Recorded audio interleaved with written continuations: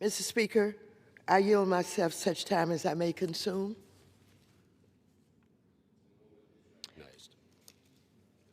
I wish we were here on the House floor this morning debating solutions that would reduce grocery bills, lower housing costs, end Trump's tariffs strangling American small businesses and manufacturers, solve the Republican health care crisis, or any legislation that allows Americans to afford to live through the catastrophic economic policies of Trump and the Republicans. But instead of doing the work of our constituents desperately want us to do, Republicans in the House have chosen once again to advance a resolution under the guise of denouncing, quote, socialism. Let me be clear. This resolution is an embarrassing distraction from the complete and total failure of the Trump administration to deliver actual results for the American people. And the American people see right through it. 61% of Americans say that Trump's policies have worsened economic conditions in this country, quote unquote. And 64% of Americans say Trump policies are raising the prices of food and groceries.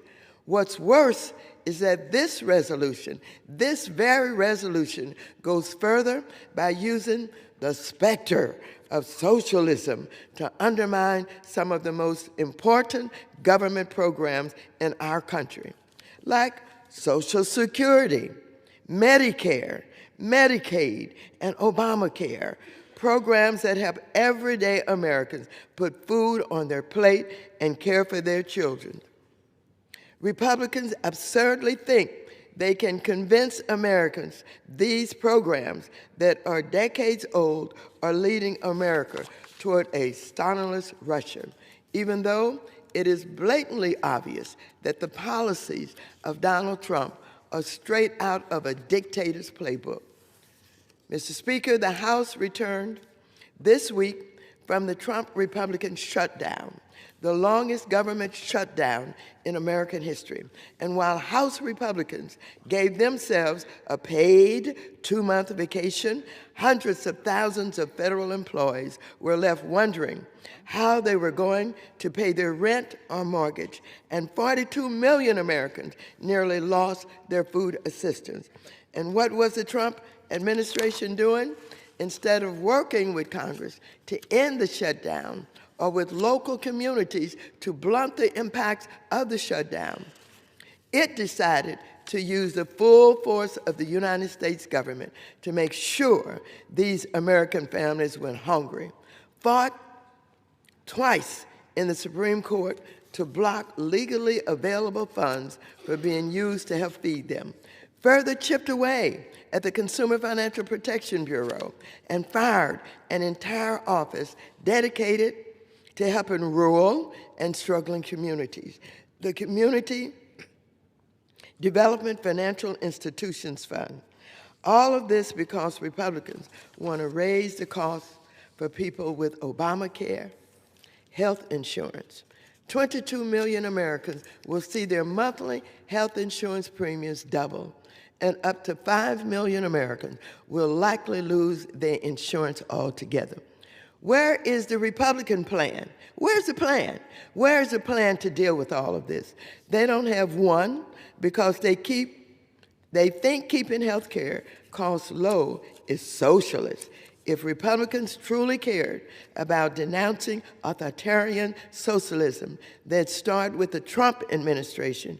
In less than 1 year, the Trump administration has demanded U.S. companies like Intel, U.S. Steel, MP Materials, Lithium Americas, and Triology Metals to hand over stock to the U.S. government, the President of the United States, capitalist countries, companies who are doing business that they claim they support, that this government supports.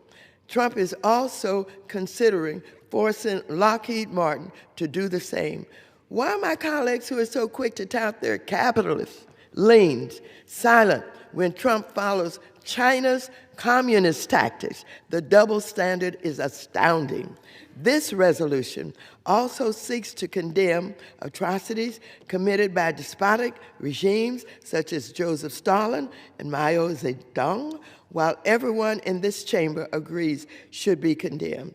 But somehow, once again, this resolution fails to condemn some of the history's most terrible dictators like Adolf Hitler and modern-day dictators like Vladimir Putin, who is responsible for killing countless people in Ukraine, or President Tsai, who basically runs actual concentration camps for ethnic minorities. Why aren't House Republicans denouncing these dictators when we, as Congress, can actually do something to stop?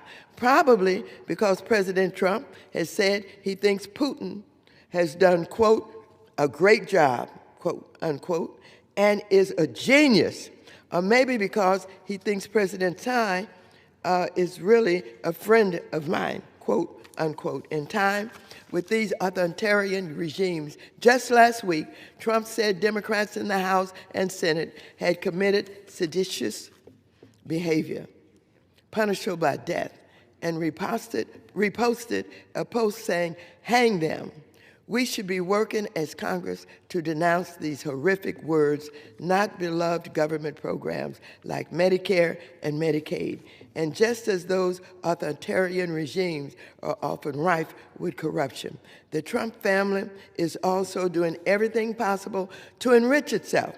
Since taking office, they have issued their own stablecoins and meme coins and various crypto products, even as Congress was in the middle of considering legislation and regulators were drafting rules. In fact, the Trump family is more than $1 billion richer from crypto alone since Trump took office, and Trump's billionaire buddies have also made fistfuls of money as the rest of America struggles to just put food on the table.